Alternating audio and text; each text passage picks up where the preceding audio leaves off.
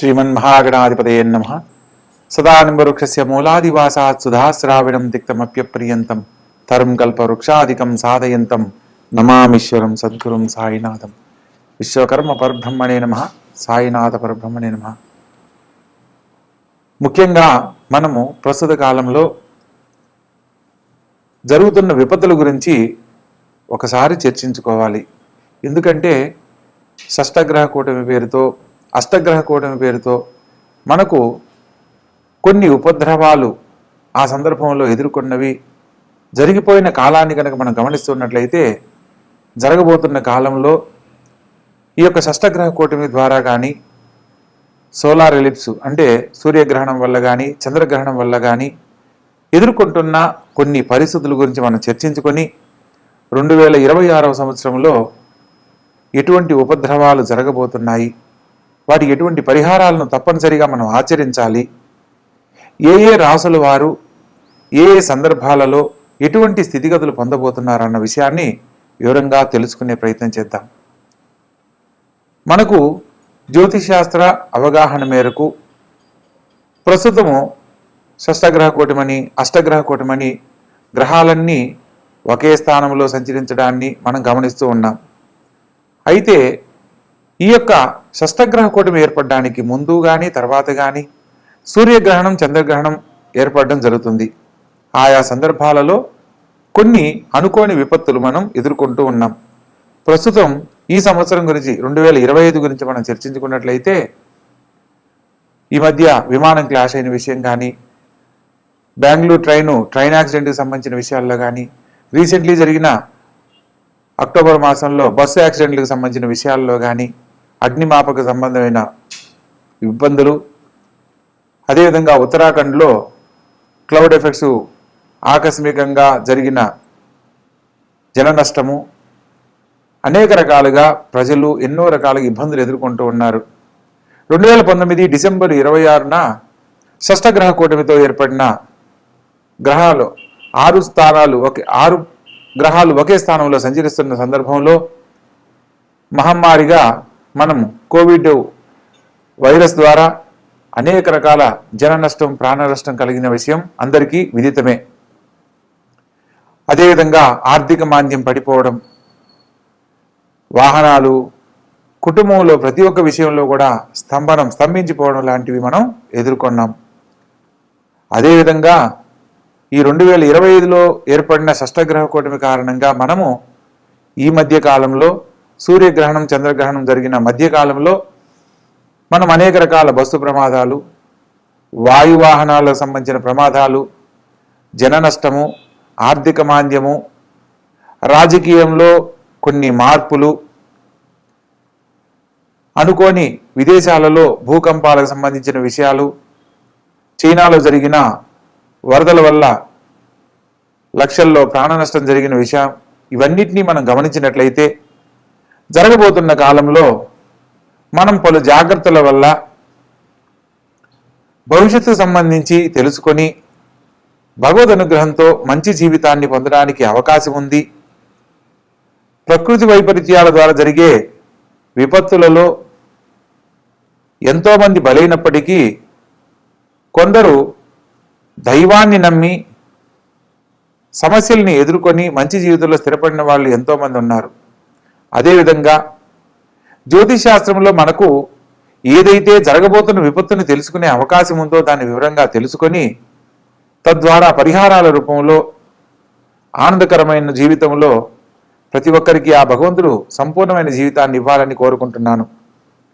ఇందులో భాగంగా ప్రస్తుత కాలంలో మనకు ఈ మధ్య కాలంలో బస్సుకు సంబంధించిన ప్రమాదాలు, అదేవిధంగా ట్రైన్ యాక్సిడెంట్స్కి సంబంధించినవి, ఇతర దేశాల్లో జరిగిన భూకంపాల వల్ల ప్రాణ నష్టము, కొత్తగా మనకు ఇప్పుడు రాహు కుంభంలోను, కేతు సింహరాశిలో సంచరిస్తున్న కాలంలో ఆర్టిఫిషియల్ ఇంటెలిజెన్స్ పేరుతో మనకు ఈ యొక్క సైన్స్ రంగానికి, కంప్యూటర్ రంగానికి సంబంధించిన కొత్త ఆలోచనల ద్వారా భవిష్యత్తులో ఎదుర్కొనబోతున్న సమస్యల గురించి కూడా మనం తెలుసుకోవచ్చు. జ్యోతిశాస్త్రం మనకు ఏదైనా జీవితానికి సంబంధించిన ఒక విషయాన్ని మనం తెలుసుకొని ఆ యొక్క సమస్య నుంచి బయటపడడానికి వివరంగా తెలియజేస్తుంది. అందుకే మనం దీన్ని భవిష్యత్ దర్శిని జ్యోతిష్ శాస్త్రం అని అంటారు. జ్యోతిష్ అంటే వెలుగు, శాస్త్రం అంటే దాని గురించి అధ్యయనం చేయబడింది. ప్రతి ఒక్కరి జీవితంలో ఏదైతే జీవితంలో ఎదుర్కొనబోతున్నారో సమస్యను ముందుగా తెలుసుకొని పరిహారాల రూపంలో ఆనందకరమైన జీవితాన్ని పొందడమే ఈ యొక్క జ్యోతిష పరిశీలనలో మనకు ముఖ్య ఉద్దేశం. ఒక జాతకానికి సంబంధించి మనం ఒక విశ్లేషణలో రాసేటప్పుడు ఎవరైనా పుట్టిన నక్షత్రాన్ని బట్టి తండ్రి నక్షత్రం కానీ తల్లి నక్షత్రం కానీ మేనత నక్షత్రం కానీ మేనమామ నక్షత్రం కానీ అలా పుట్టినప్పుడు జాతక రీత్యా వాళ్ళు దోషస్థానాల్లో పుట్టారని తద్వారా కొన్ని పరిహారాల ద్వారా వాళ్ళకు ఒక మంచి జీవితాన్ని అందిస్తున్నాం. అందుకు జ్యోతిష్ శాస్త్రంలో ఏ జాతకాన్నైనా వివరంగా రాసేటప్పుడు సిద్ధాంతులుగా గ్రంథకర్తలుగా ముందు ఒక వాక్యాన్ని రాయడం జరుగుతుంది. జననీ జన్మ సౌఖ్యానాం వర్ధనీకుల సంపదం పదవి పూర్వపుణ్యానాం లిఖ్యంతే జన్మపత్రిక.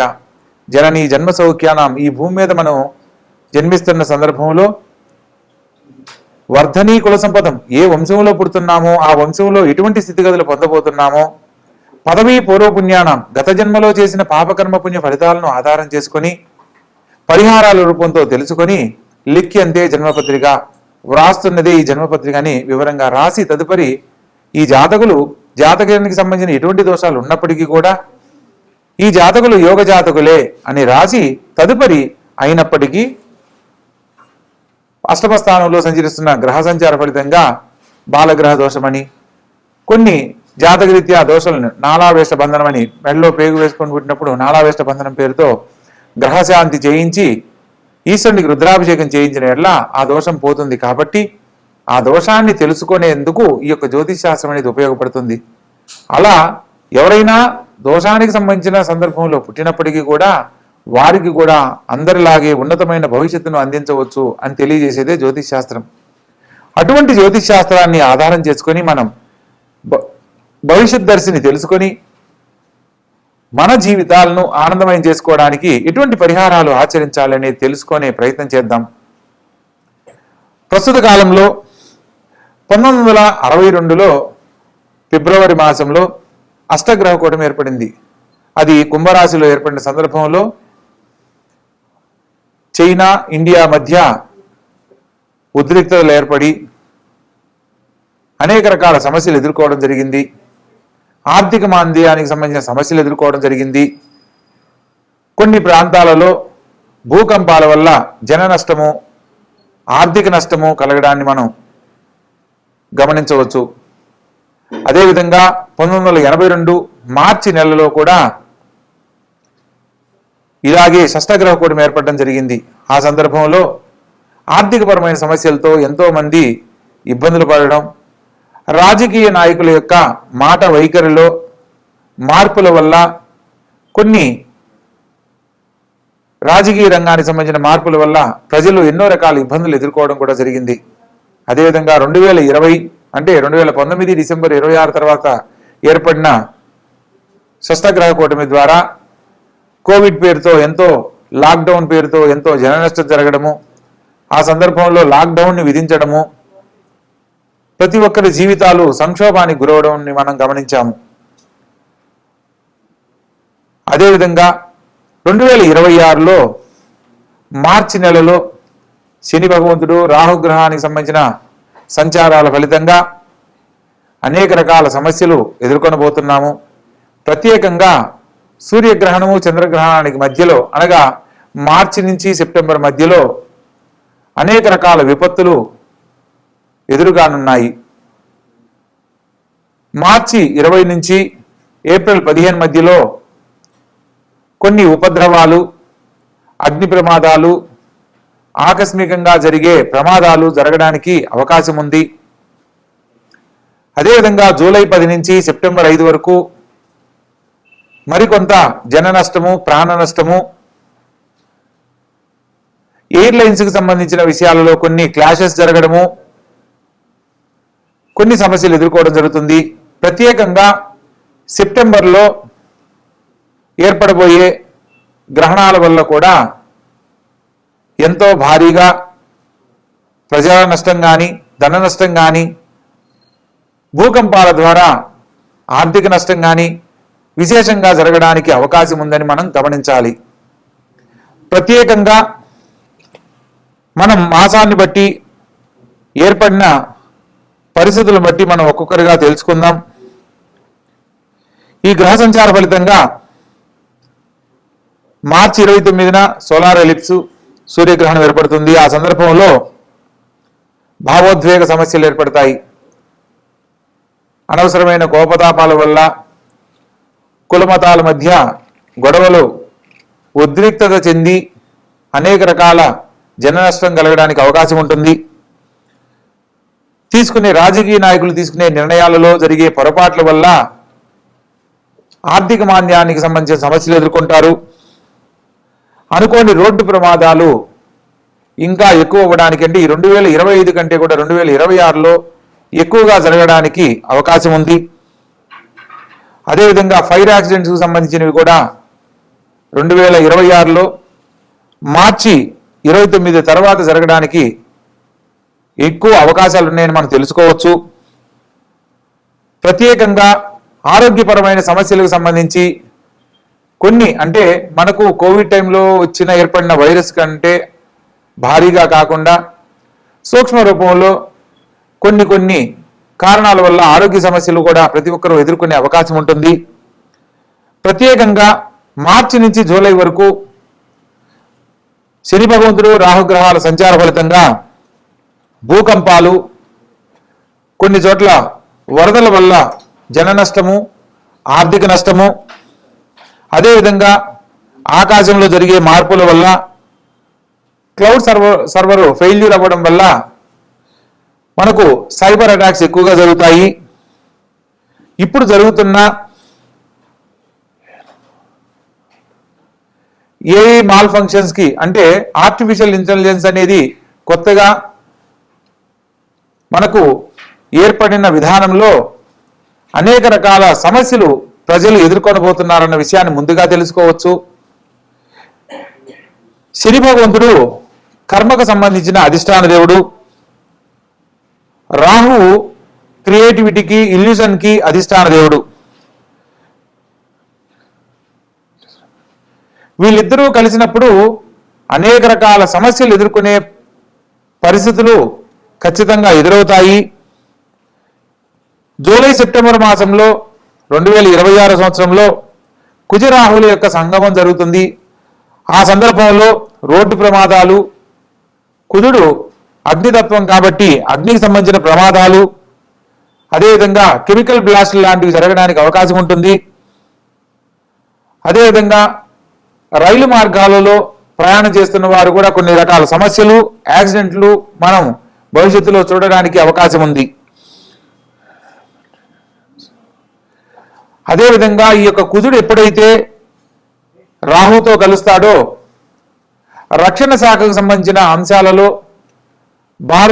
భారతదేశ రక్షణ శాఖకు సంబంధించిన రక్షణ దళాలకు వాటికి సంబంధించిన విషయాలలో విపత్తులు, ఇతర దేశాల మధ్య కొన్ని కలహాలు, తద్వారా కొన్ని అణుబాంబులకు సంబంధించిన ప్రయోగాలు జరగడానికి అవకాశం ఉంటుంది. అదేవిధంగా ఆగస్టు అక్టోబర్ మధ్యలో వాతావరణంలో మార్పుల వల్ల పలు ప్రాంతాలలో వరదల రూపంలో జన నష్టము,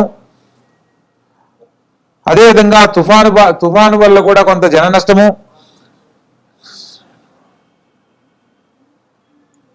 సోలార్ స్టోమ్స్ వల్ల ఈ యొక్క సూర్యగ్రహణానికి సంబంధించిన సందర్భంలో అనేక రకాల సమస్యలు ఎదుర్కోవడానికి అవకాశం ఉంటుంది. ప్రత్యేకంగా ఫినాన్షియల్కి సంబంధించిన ఆర్థిక మాంద్యానికి సంబంధించిన విషయాలలో అనేక రకాల సమస్యలు ఎదుర్కొనబోతున్నాము. భవిష్యత్తుని దృష్టిలో పెట్టుకుని ప్రతి ఒక్క విషయంలో ఆలోచించి నిర్ణయం తీసుకోవాలి.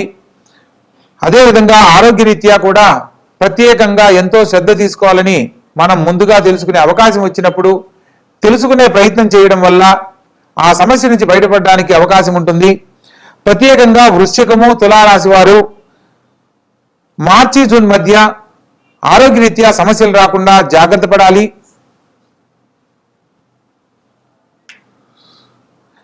ప్రత్యేకంగా ఉద్యోగపరంగా కర్కాటక రాశి, మకర రాశుల వాళ్ళు ఏప్రిల్, సెప్టెంబర్ మాసాలలో అనేక రకాల సమస్యలు, జాబ్ స్విచ్చింగ్ సంబంధించిన విషయాలలో సమస్యలు ఎదుర్కొనేందుకు అవకాశం ఉంటుంది. ఈ రాశుల వాళ్ళు ప్రత్యేకంగా గమనించి భవిష్యత్తును దృష్టిలో పెట్టుకొని వారి వారి జాతక ఫలితాలను ఆధారం చేసుకునే పరిహారాల ద్వారా ఉన్నతమైన జీవితాన్ని, ఇబ్బందికరమైన సమయంలో సమస్యలు లేని జీవితాన్ని పొందడానికి అవకాశం ఉంటుంది.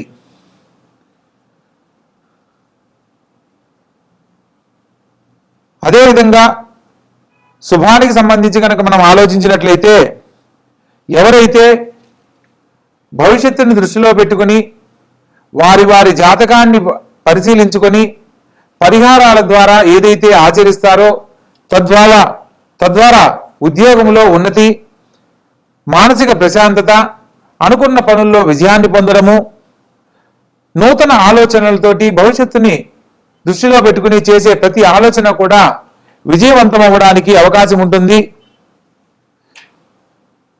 ప్రత్యేకంగా ఈ యొక్క 2026లో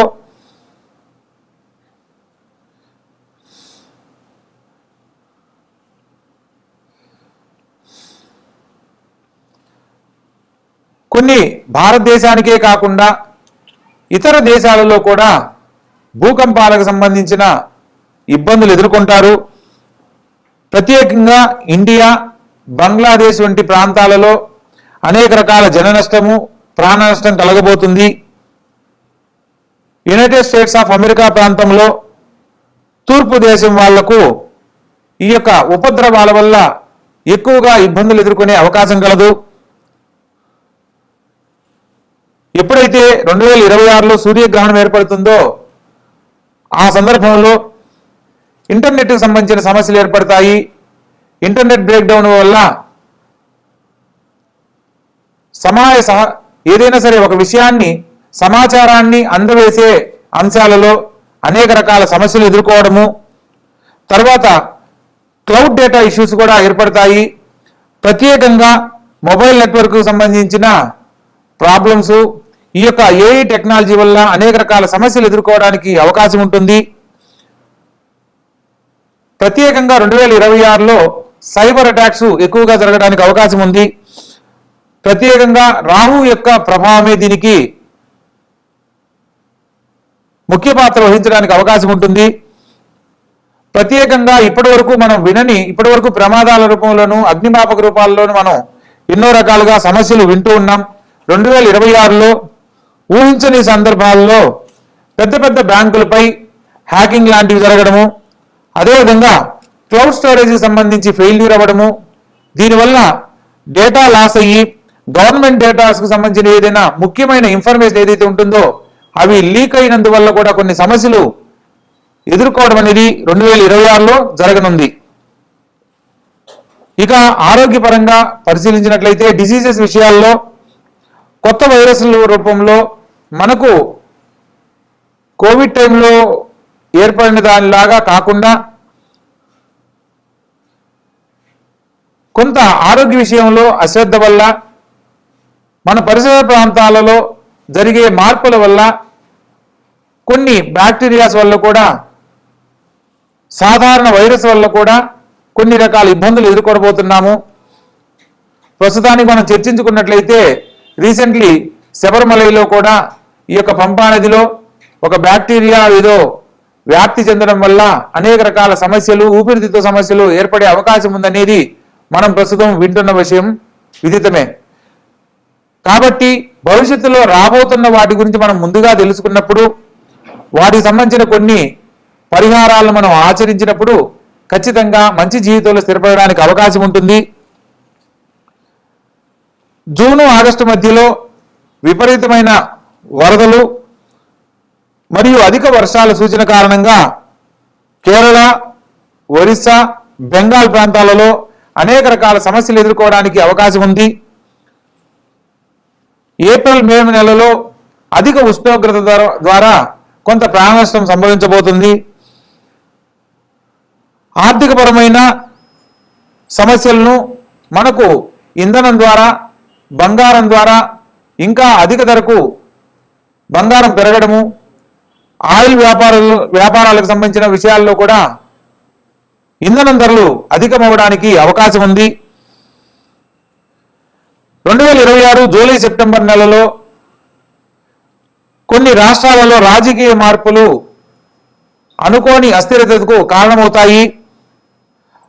రాజకీయ పలుకుబడిలో ఉన్న వాళ్ళు తీసుకునే నిర్ణయాల వల్ల ప్రజలు ఎన్నో రకాల ఇబ్బందులు ఎదుర్కొనబోతున్నారని మనం తెలుసుకోవచ్చు. ప్రత్యేకంగా మే నెల జూన్ మధ్యలో ప్రయాణాలు చేసే వాళ్ళు తగు జాగ్రత్తలు తీసుకోవాలి. అక్టోబర్ మాసంలో కూడా కొన్ని రాసుల వారు ప్రయాణాలకు సంబంధించిన అంశాలలో తప్పనిసరి పరిస్థితుల్లో మాత్రమే ప్రయాణం చేయవలసిందిగా సూచనగా తెలియజేయడం జరుగుతుంది. 2026లో ఒక్కొక్క రాశుల వారిగా ఎటువంటి పరిస్థితులు ఎదుర్కొనబోతున్నారో తెలుసుకుందాం. ప్రత్యేకంగా కర్కాటక రాశి వాళ్ళని కనుక పరిశీలించినట్లయితే ఈ రాశి వారికి చంద్రుడి అధిపతి ప్రత్యేకంగా మానసిక ప్రశాంతతను కోల్పోవడం జరుగుతుంది. మానసిక ప్రశాంతతను కోల్పోవడం అంటే కుటుంబంలో ఎదుటి వ్యక్తితో మాట్లాడే సందర్భంలో చిన్న పెద్ద తేడా లేకుండా మాట్లాడడం వల్ల కానీ, లేదా అంతా తెలుసు అనే భావంతో మాట్లాడడం వల్ల కానీ కుటుంబ పరిస్థితుల్లో కొంత మానసిక ప్రశాంతతను కోల్పోయే పరిస్థితులు ఏర్పడతాయి. ప్రత్యేకంగా ఈ యొక్క కర్కాటక రాశి వారికి కుటుంబ వ్యక్తుల యొక్క బాధ్యత అంతా వీరే తీసుకోవాల్సిన పరిస్థితి కూడా ఏర్పడుతుంది. అది కూడా ఒక కారణమవుతుంది. కుటుంబంలో వ్యక్తుల మధ్య పరస్పర విభేదాల వల్ల మానసిక ప్రశాంతతను కోల్పోయే అవకాశం ఎక్కువగా ఉంటుంది. కాబట్టి వీలైనంత వరకు సంయమనాన్ని పాటించడం, మౌనాన్ని పాటిస్తూ భగవంతుని అనుగ్రహంతో ఆచరించే ప్రతి పనిలో విజయాన్ని పొందుతారు అన్న సత్యాన్ని తెలుసుకోవాలి. మొత్తం మీద ఈ 2026లో శని భగవంతునికి రాహుగ్రహానికి సంబంధించిన పరిహారాలు తప్పనిసరిగా ఆచరించాలి.